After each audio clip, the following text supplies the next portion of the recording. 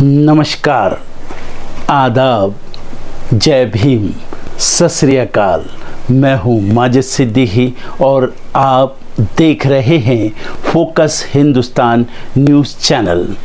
आज की ख़ास खबरें सब्सक्राइब करें, लाइक करें, शेयर करें। फिर आऊँगा एक ताज़ा खबर को लेकर माजिद सिद्दीकी।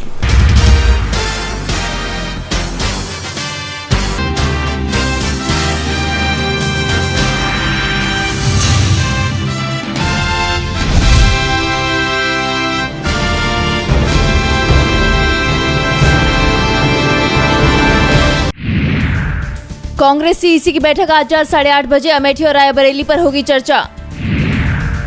मध्य प्रदेश में चुनावी हुंकार भरेंगे पीएम मोदी। आज धार में करेंगे चुनावी रैली को संबोधित। 400 पार के नारे के साथ उतरेंगे पीएम।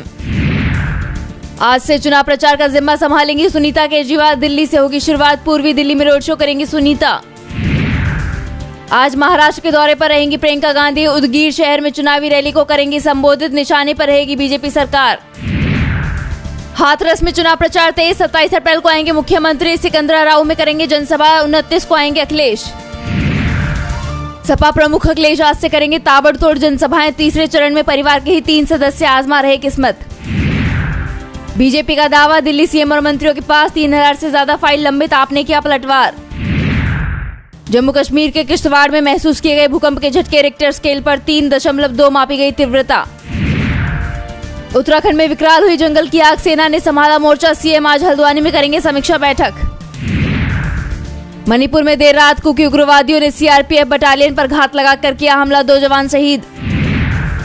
अमेरिका में फिलिस्तीनियों के समर्थन का आंदोलन फैला। कई संस्थाओं में पढ़ाई ठप। यहूदी छात्रों में डर का माहौल। सिर न ढकने वाली महिलाओं पर कार्रवाई कर रहा ईरान। यूएन ने जताई चिंता। जल्लादों वाले हैं नियम। पीएमएलएन के अध्यक्ष बनेंगे नवाज शरीफ। राणा सनाउल्लाह बोले पार्टी बैठक में प्रस्ताव हुआ पारित। म्यांमार में विद्रोहियों की नियंत्रण वाले क्षेत्र में सेना ने बरसाए बम। कम से कम 4 की मौत, 15 अन्य घायल। लड़कियों की उम्मीदों का कब्रगाह बन गया है अफगानिस्तान। तालिबानी प्रतिबंध में कोई बदलाव नहीं। बीते वित्त वर्ष में भारतीय स्टार्टअप्स ने फाइल किए 83,000 पेटेंट। नेस्कॉम ने जारी की रिपोर्ट। विरासत टैक्स से सीधे तौर पर मध्यम वर्ग होगा प्रभावित। सीतारमण ने की कांग्रेस की आलोचना। कर्ज देने वाली कंपनियों पर आरबीआई सख्त। ग्राहकों को देनी होगी सभी प्रकार के लोन ऑप्शन की जानकारी। चालू वित्त वर्ष में 6.6% रह सकती है भारत की विकास दर। डेलॉइट इंडिया ने जताया अनुमान। गो फर्स्ट को बड़ा झटका। दिल्ली हाईकोर्ट ने सभी 54 विमानों का रजिस्ट्रेशन रद्द करने का दिया आदेश।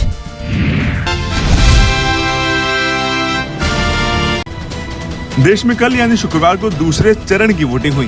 12 राज्यों और एक केंद्र शासित प्रदेश की कुल 88 सीटों पर हुए मतदान के आंकड़ों से स्पष्ट है कि सभी जगह मतदान के प्रतिशत में गिरावट दर्ज की गई है। सभी राज्यों की तुलना में यूपी में वोटिंग परसेंट सबसे कम रहा। शाम 6 बजे वोटिंग खत्म होने तक यूपी में ये आंकड़ा सिर्फ 54.85% ही पहुँच पाया है, जबकि पहले चरण की तुलना में देखा जाए तो ये आंकड़ा 3% कम है। पहले चरण की वोटिंग में ये आंकड़ा कुल 57% पहुंच गया था, जबकि चुनाव आयोग के मुताबिक पूर्वोत्तर के राज्य त्रिपुरा में सबसे अधिक 78.63% वोटिंग हुई है। वहीं दूसरे नंबर पर मणिपुर रहा, जहां 77.18% वोटिंग हुई है। वहीं पहले फेज की वोटिंग के बाद इंडिया और एनडीए गठबंधन को आशा थी कि दूसरे फेज में ये आंकड़ा बढ़ेगा, लेकिन दूसरे फेज में ये आंकड़ा पहले के मुकाबले और गिर गया है। लेकिन इसी बीच सवाल उठता है कि आखिर इस लोकसभा चुनाव इतनी कम वोटिंग क्यों हो रही है। ऐसे में राजनीतिक विश्लेषकों का मानना है कि गर्मी के अलावा स्थानीय मुद्दों की कमी, स्थानीय सांसदों के प्रति नाराजगी और इस बीच प्रधानमंत्री नरेंद्र मोदी द्वारा अब की बार 400 पार के नारे की वजह से वोटरों को ऐसा लगता है कि फिर से भाजपा की सरकार बनने जा रही है, इसलिए वे मतदान में रुचि नहीं ले रहे हैं। हालांकि कुछ विश्लेषकों का ये भी मानना है कि महंगाई, बेरोजगारी जैसे कई बड़े मुद्दे हैं, लेकिन मतदाताओं का ध्रुवीकरण नहीं हो सका है, इसलिए बड़ी संख्या में लोग वोट डालने नहीं निकल रहे हैं। वहीं ऐसे में ये भी कहा जा रहा है कि इस चुनाव में भाजपा बनाम कांग्रेस के अलावा कोई तीसरा विकल्प नजर नहीं आ रहा है, इसलिए परिवर्तन की नाउम्मीदी में लोग वोट करने घरों से बाहर नहीं निकल रहे हैं। वहीं अब 94 लोकसभा सीट पर 7 मई को अगले फेज की वोटिंग होनी है। ऐसे में देखना दिलचस्प होगा कि क्या तीसरे फेज में भी वोटिंग परसेंट इतना ही रहता है या फिर ये आंकड़ा बढ़ता या घटता है।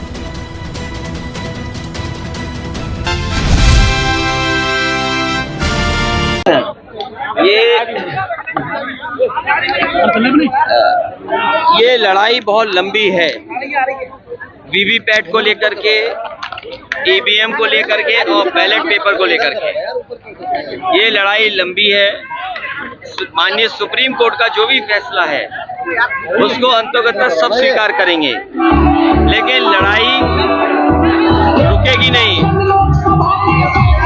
लड़ाई लगातार चलेगी और लड़ाई इसलिए जरूरी है क्योंकि दुनिया के तमाम देश हैं जो ईवीएम और ईवीएम से वोट डलाने के लिए अनकॉन्स्टिट्यूशनल मानते हैं। जर्मनी जो है देश, जो जर्मनी हमसे संपन्न है, हमसे ताकतवर है, हमसे बहुत आगे है, वो भी देश ईवीएम से वोट करने को अनकॉन्स्टिट्यूशनल मानता है। ये लड़ाई लगातार चलती रहेगी और इस बार के चुनाव में, क्योंकि 2 चरण के चुनाव खत्म हो चुके हैं, तीसरे चरण के चुनाव में हम और आप लोग खड़े हैं।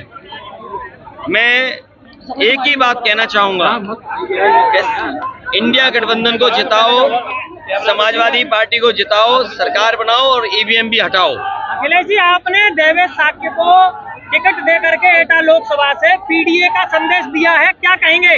मैं केवल एक ही बात कहना चाहता हूं, इस पीडीए परिवार को बढ़ते हुए देखते, ये जो पीडीए परिवार बढ़ रहा है इससे भारतीय जनता पार्टी घबराई हुई है, क्योंकि पीडीए परिवार अपने हक और सम्मान की लड़ाई लड़ रहा है। इस चुनाव में पीडीए परिवार अपने अधिकारों को मांग रहा है। भारतीय जनता पार्टी की सरकार में सब नौकरियां छिन गई और नौकरियां इसलिए नहीं दे रहे हैं क्योंकि उन्हें आरक्षण देना पड़ेगा। ये सभी नौजवानों के भविष्य को खत्म कर रहे हैं। ये पीडीए की लड़ाई बड़ी है, इसको लगातार हम लोग लड़ते रहेंगे।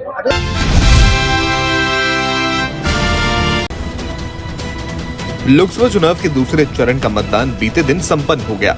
इस बीच इंडिया गठबंधन को लेकर कांग्रेस प्रमुख मल्लिकार्जुन खड़गे ने चौंकाने वाला दावा किया और साथ ही बिहार के सीएम नीतीश कुमार के उस दावे को खारिज कर दिया जिसमें वो लगातार कह रहे हैं कि उनके कारण इंडिया गठबंधन का गठन हुआ था। ये दावा करते हुए खड़गे का कहना था, उनकी सलाह पर ही बिहार के मुख्यमंत्री नीतीश कुमार ने पटना में पहली बैठक बुलाई थी। ऐसे में मुख्यमंत्री नीतीश कुमार का यह दावा बेबुनियाद है कि इंडिया गठबंधन उन्होंने बनाया था। एक इंटरव्यू के दौरान इंडिया गठबंधन पर बात करते हुए मल्लिकार्जुन खड़गे का आगे कहना था, मैंने और पार्टी के पूर्व अध्यक्ष राहुल गांधी ने सभी पार्टियों के नेताओं को बुलाकर बातचीत की। 25-26 पार्टियों के नेताओं के साथ जब गठबंधन पर सहमति बन गई तो ये प्रश्न आया कि पहली बैठक कहाँ करनी है। मैंने मुख्यमंत्री नीतीश कुमार को पटना में इंडिया गठबंधन की पहली बैठक करने की सलाह दी थी क्योंकि वो सरकार में थे।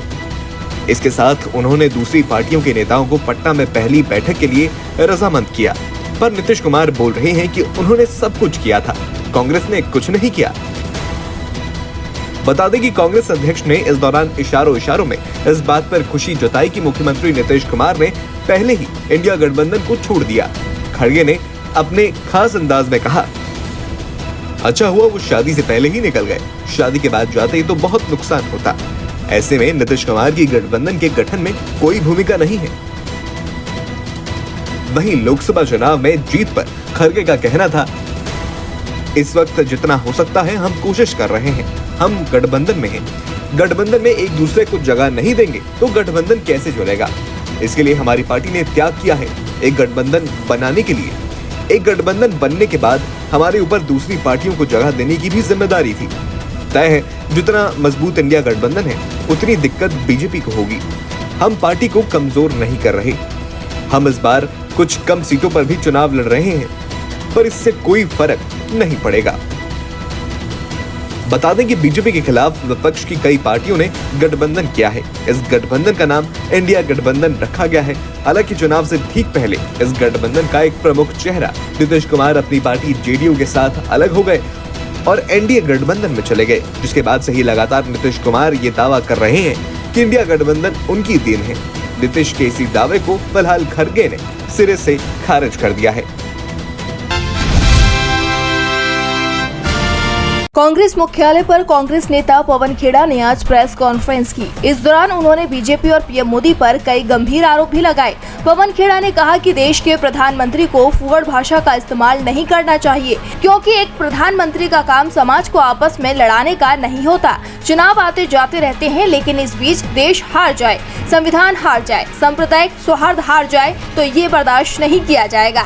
पवन खेड़ा ने आगे कहा कि आज जो मतदान हो रहा है उसमें वायनाड काफी महत्वपूर्ण सीट है, क्योंकि यहाँ से हमारे जनप्रिय नेता राहुल गांधी जी चुनाव लड़ रहे हैं। पिछली बार वो 4 लाख से ज्यादा वोटों से जीते थे और इस बार जीत के सारे रिकॉर्ड टूटने वाले हैं, ये हम दावे के साथ कह रहे हैं। कांग्रेस राजस्थान में भी डबल डिजिट में सीट लेकर आ रही है। उन्होंने कहा कि जब मैं कोटा गया तो देखा कि वहां से लोकसभा स्पीकर बीजेपी के प्रत्याशी है, चुनाव लड़ रहे हैं। वहां के लोगों ने मुझे बताया कि उन्होंने पिछले चुनाव से पहले कहा था, मैं यहां से अगला चुनाव तभी लड़ूंगा जब यहां एयरपोर्ट लाऊंगा। हवाई अड्डा नहीं आया, लेकिन फिर भी वो चुनाव लड़ने आ गए। नरेंद्र मोदी जी ने जिस तरह कांग्रेस के मैनिफेस्टो का प्रचार कर उसे घर घर पहुंचाया, उसके लिए उनका दिल से धन्यवाद, क्योंकि हमारे पास इतना पैसा नहीं था कि हम मैनिफेस्टो का प्रचार कर सके।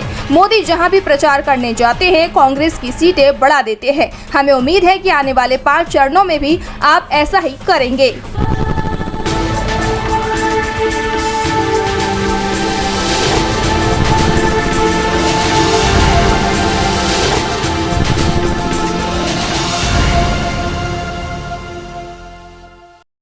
शुक्रवार को दिल्ली के राउस एवेन्यू कोर्ट में पूर्व WFI अध्यक्ष और बीजेपी सांसद बृजभूषण शरण सिंह की याचिका पर सुनवाई हुई।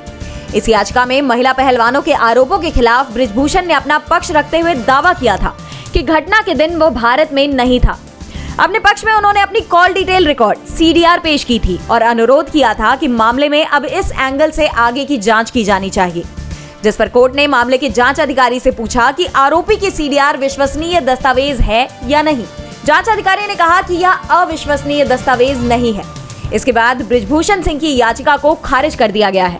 अब 7 मई को राउस एवेन्यू कोर्ट मुख्य मामले में आरोप तय करने पर फैसला सुना सकता है।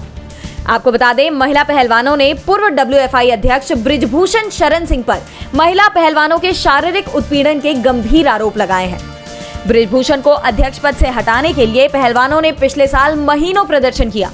देश भर की जनता ने महिला पहलवानों की मांग का समर्थन किया।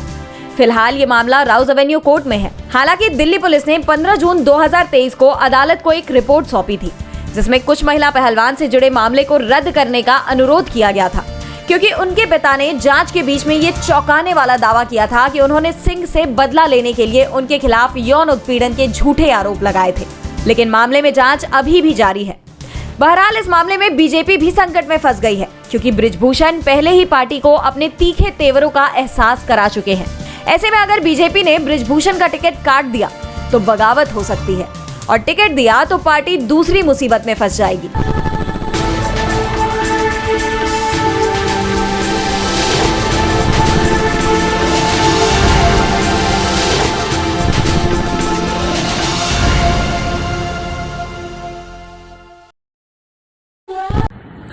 दोस्तों, आज मैं आपको बताने वाला हूं कि अगर आपकी बॉडी में मैग्नीशियम की डेफिशिएंसी हो जाए तो आपको क्या क्या प्रॉब्लम हो सकती है। सबसे पहले इंसोमेनिया, नींद ना आना, स्लीपिंग डिसऑर्डर, इंसान सारी रात करवटें बदलता है, नींद नहीं आती, स्ट्रेस लेवल, एंजाइटी बढ़ जाती है इससे, क्योंकि कोर्टिसोल हार्मोन को रोकने में मदद करता है। और अगर आपकी बॉडी में मैग्नीशियम नहीं है तो कोर्टिसोल बढ़ जाता है, जिसकी वजह से स्ट्रेस और एंजाइटी हो जाती है। मूड स्विंग्स, इंसान को पता नहीं चलता उसके मूड स्विंग्स होते हैं, थोड़ी थोड़ी देर में गुस्सा आना, थोड़ी थोड़ी देर में चिड़चिड़ापन होना, क्योंकि ये सेरोटोनिन हार्मोन को बढ़ने में मदद करता है। अगर आपकी बॉडी में less magnesium is equal to less serotonin, और सेरोटोनिन हैप्पीनेस का हार्मोन है। अलावा इसके ये फटीग को भी कम करता था। अगर आपकी बॉडी में मिनरल डेफिशिएट है, अगर आपकी बॉडी में मैग्नीशियम नहीं है तो आपको थकावट बहुत जल्दी फील होगी, जरा सा काम करती है आपकी बॉडी थक जाएगी। पुअर डाइजेस्टिव सिस्टम, ये डाइजेस्टिव सिस्टम को भी मैनेज करने में बड़ा शानदार रोल प्ले करता है, और अगर इसकी डेफिशिएंसी है तो कॉन्स्टिपेशन, डायरिया जैसी प्रॉब्लम हो जाती है। माइग्रेन, बहुत खतरनाक प्रॉब्लम है माइग्रेन। अगर डेफिशिएट है आपकी बॉडी मैग्नीशियम से तो आपको माइग्रेन की प्रॉब्लम भी हो सकती है। ब्लड प्रेशर, अगर आपकी बॉडी में मैग्नीशियम कम है तो आपको ब्लड प्रेशर की प्रॉब्लम हो सकती है। इरेगुलर हार्ट बीट, ये हार्ट बीट का बढ़ जाना, कम हो जाना, बढ़ जाना, कम हो जाना, मैग्नीशियम डेफिशिएट होने की निशानी है।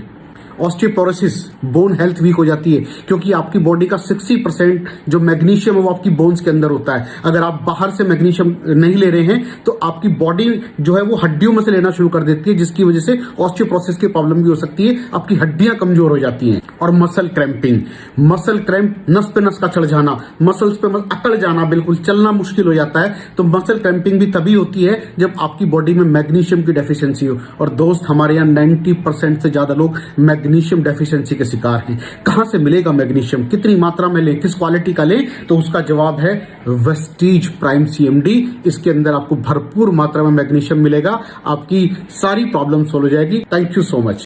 दर्शकों, देख लिया आपने हमारे वीडियो को। हमें खुशी होगी कि आपने हमारे न्यूज़ को लाइक किया और दूसरों को शेयर किया। अगर अभी तक हमारे चैनल फोकस हिंदुस्तान को सब्सक्राइब नहीं किया है तो तुरंत सब्सक्राइब करें, कमेंट करें और बेल आइकॉन को प्रेस करें। हम हाजिर हैं खबर के लिए।